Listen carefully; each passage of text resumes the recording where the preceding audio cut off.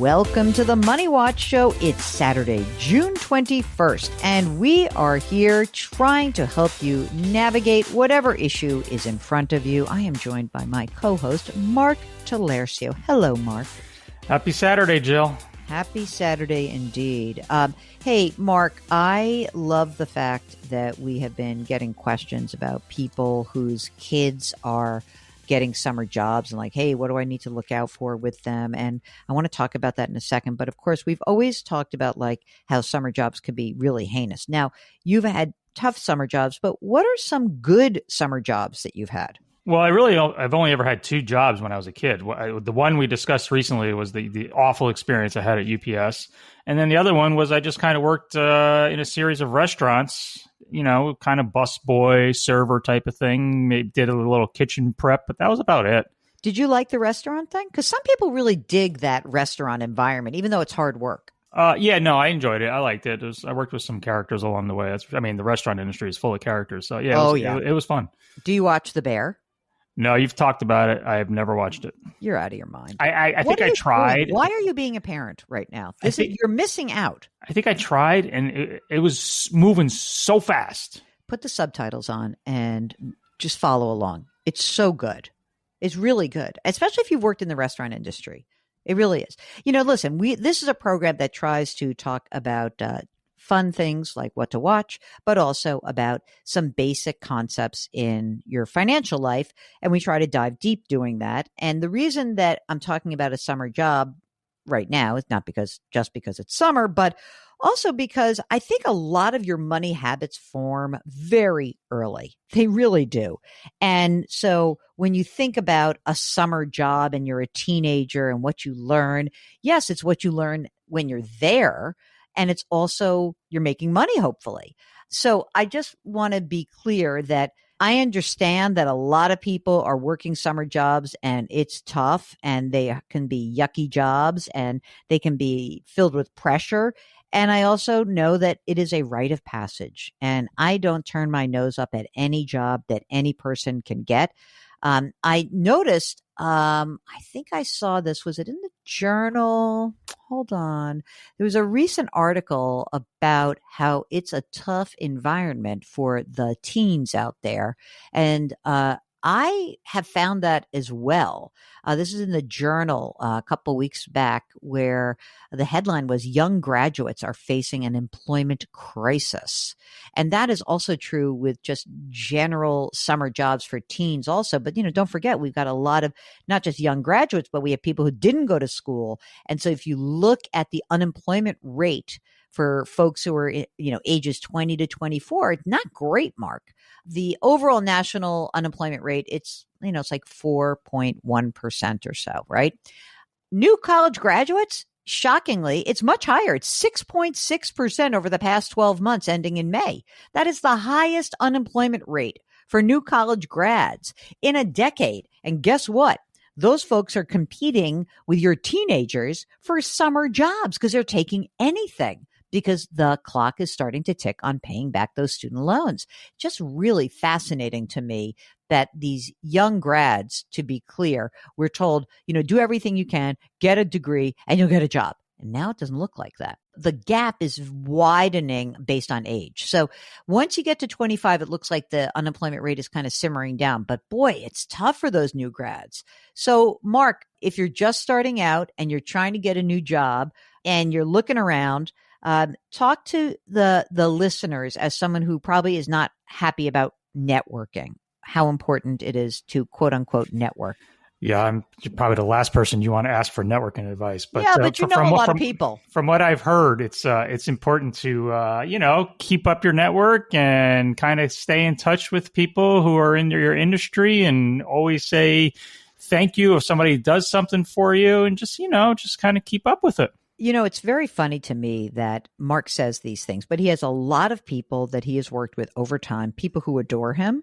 And yeah, you hear that? Did you hear that? Because I know I hear from them, because he'll say to me, like, I don't talk to anybody there. And then they'll say to me, oh, how's Mark? Because I'm in the building still. Tell them to call me. Oh, look at you. Tell them to call. You don't want to talk to them. Or anyway. shoot me an email, something. All right. But I show pictures of your child to them all the time. Well, speaking of child, and you were just speaking of financial lessons. Yeah. Theo just recently had his birthday, and Yes. and all the family members in China, they always love to send him money. Yeah. So, and then the grandparents will, convert it on their end and give him US dollars. So I took Theo by the hand a few days ago with his birthday money, and we actually walked into the bank.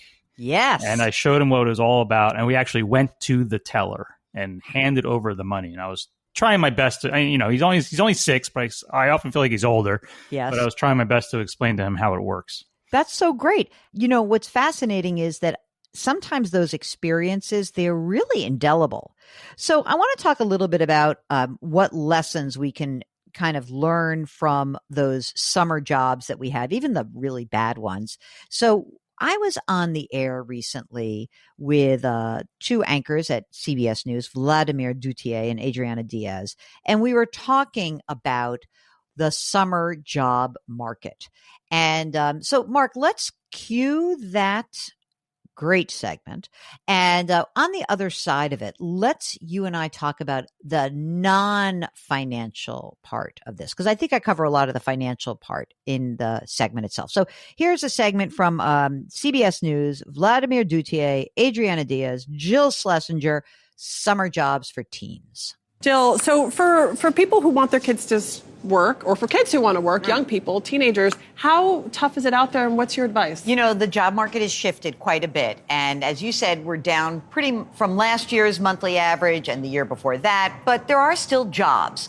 According to a lot of the analysts, most of the summer jobs are filled May through July, right? Because then in August, a lot of kids have to either go back for sports, they're going back to college, and there's probably going to be 1 million jobs filled during that time, which is pretty incredible. Though this summer could see the lowest amount of jobs for teens since 2010. So you have to look where the jobs are, right? In the last jobs report, we found out that there were a lot of jobs in leisure and hospitality, also in like healthcare, social services. But the normal stuff, like when you think about leisure and hospitality, restaurants, there are probably going to be just under 500,000 jobs that are created this summer in restaurants. That's a good place to go. Camp counselors are always looking, lifeguards, babysitting. And one that I think is really important that a lot of kids take for granted, like if you're a smart kid, maybe you should be tutoring on the side. That's a great way to find a little extra cash on the side, maybe for whenever your fall spending resumes.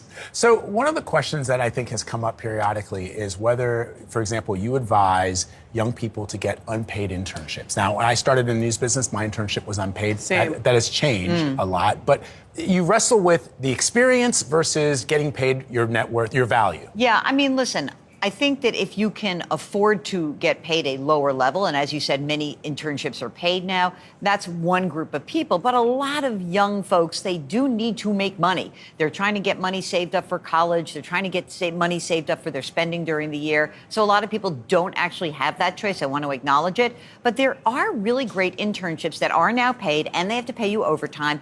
And it's a really good pathway into a career that you may be considering, kind of like a try before you buy. That's why I think internships can be really good. Again, you have to be able to forego the money you could have made maybe in, say, being a waiter at a restaurant. Every job I've ever had is because of an internship. Did you work in high school and in college? I worked in college. Okay. I worked at our campus center at the welcome desk. Oh, First campus perfect. center. Yeah, I loved it. I was like, welcome. So obviously, Tours are this way. By the way, one of the things that is important about why I think paid jobs are great is that I really think to learn how to manage your money at this early age and starting to track your money and getting your kids involved in that, your life's only going to get more complex. Yeah. So being able to do that now, setting that up and really getting your arms around this, automatic savings, 10 to 20% of what you're earning. If you're over 18, maybe opening a Roth IRA. Wow. And maybe, in fact, if you are a parent who has some means, a lot of parents I know, they're like, how I get my kid to save for retirement for 50 years in the future? I provide them a matching component. Oh, I love that. A parental match. You put $1 in, I'll put 25 cents in. We're almost out of time, but do they have to worry about taxes? everyone has to worry about taxes. You can maybe basically introduce your children to the Uncle FICA, which is paying into your Social Security taxes. And if they're 1099, if they're not getting taxes withheld, you have to remind them, here's how taxes work. We are going to have to pay some taxes come April, so you want to keep some money set aside. These are really good times to explain basics to your teens and your maybe 20-somethings, because these habits will be formed as early as possible, and you'll be able to manage this in the future. Okay, so Mark, remember when we used to have interns? Yeah, we've had a couple of very good ones. I would say that one specifically who has become an executive producer of I think she's an executive producer. She might be a senior producer at a big show. So kind of great. What is it about what someone can do in an internship to not just learn, but like what can they get out of that relationship? I mean, I've talked about this before. My internship that I had in Phoenix, that was probably worth the price of whatever I paid for college, because that led to everything for me. It was an internship. It led to me getting hired part-time. That part-time job led to me getting hired full-time. A full-time job led to me getting the weekend executive producer position in Arizona, which led to me eventually getting hired in New York. It all started with that internship. And, it's just a matter of doing anything and everything that you possibly can. Showing your qualities, your work ethic, just making an impression. I think that what's so interesting also is that the basics that I think old people like us, and I'm going to put now Mark has become an old person because he was sort of born an old person, even though he's much younger than I am. But I think basics are showing up on time, right? And maybe even early. Get rid of your phone. Like, do not look at your phone while you're doing anything. Respond to any messaging very quickly, whether it's an email, a Slack chain, whatever it is, and volunteer to take on more responsibilities, because you never know where something's going to lead. I mean, Mark and I have a relationship today because he raised his hand and said, I'll produce that crazy woman's weekend radio show for very little money. It was really hardly any money. And that has developed into a more fruitful relationship.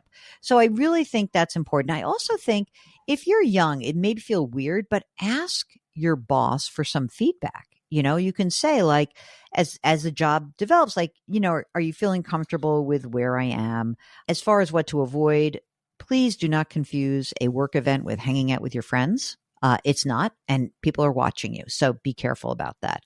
Mark, how about the idea also of really figuring out what is the environment that appeals to you? Because, you fell in love with the radio or audio business. You've been exposed to other parts of the media landscape. And I think that understanding what you like, and not to say that every job doesn't contain something you don't like, but to say, like, this is an environment that I could thrive in, like, understanding that early on was really important for you. That kind of puts, like, in other words, if you hated your first internship, you wouldn't have gone into radio, right? Yeah, I got lucky. I mean, it confirmed what I always suspected, that this was the industry I wanted to work in. But I suspect that there's probably a lot of people out there doing internships, and they're probably realizing, okay, this isn't what I want to do. And that's why they're key. Yeah. Well, it's even if you think about like the whole try before you buy, the reason why, I mean, if it doesn't have to just be an internship. Like, I have a friend whose daughter was a paralegal before she applied to law school, because she was like, I don't know if I'm going to like this. Now I'm married to a lawyer, and I'm married to one of those insane lawyers. She loved law school. Do you know that about her, Mark? She just loved it. Oh, I love the work. I love the reading. I love the analysis. No, very few people love law school. But if you are working in an environment where you're like, oh, I could totally see being in this environment, this law firm, or clerking someplace, or doing something, it like gives you a taste of it. That's great. And I think that it's also, if you're working in a job that you think is stinky, like in leisure and hospitality or in retail, that what you really do learn is, how do you deal with a demanding and tough customer or boss? I think this is something that's incredibly useful in your life. It doesn't mean that you have to, work in a restaurant for the rest of your life, but you're going to learn a lot. You're going to gather that information. You're going to build your own confidence level. So much of it is confidence. So I think that's really worth it as well. What else should we tell people about their experience with summer jobs, turning them into full-time jobs? Well, I was going to say, in terms of having a summer job and making some income, I wasn't doing this when I was young, so I know it's probably hard to get into the habit, but try and start saving young while you can. You betcha. I also love the people who taught me something that was really great. And I mentioned this in the segment, which is, do you want to encourage your kids to save? Put together a matching plan for them. Hey, you put you put $1 into your Roth. I'll put 25 cents into your Roth if they're over 18. I think that can be great. And also just get them involved. Get them involved in something that will put their arms around their financial lives in a way that you want them to be independent ultimately, right? The only way they're going to do that is if you teach them how to do it. So you got a little work to do there, parents, and give us a holler if you need some help. All right, that is it. That is the program. If you are struggling to figure out how you're going to help your kid become more financially independent, if you've got one of these recent college grads that can't find a job, maybe we can brainstorm, maybe we can kind of figure out what's the next step. I'm also one of these people, and I've said this on the air, I don't like to get too precious about like, oh, I studied this and I only got a job in that. Tough luck. Just take a job. Take a job. Get started. I think that's great advice. Anyway, if you've got a question, go to JillOnMoney.com, click the Contact Us button, write us a note, and check the box if you'd like to join us live. Don't forget to sign up for the free weekly newsletter, which is part of our Substack. Or just go to Substack and what do I do, Mark? Subscribe to Jill on Money, right? You can do it right on the Jill on Money website. Gosh, do it on the website. Mark does such a great job with the website. Okay, you can subscribe to our program on the Odyssey app. Mark Talercio is the co-host, executive producer, and king of all things web. We drop our episodes on Saturdays and Sundays. Please leave us a rating and review wherever you listen. It does matter. I'm not, I don't know if it still does, but I think it does. Anyway, put your hands metaphorically on someone's back. Someone needs a little pat on the back. Maybe you should just reach out. That would be a nice thing for you to do. Thank you for listening. We'll talk to you tomorrow.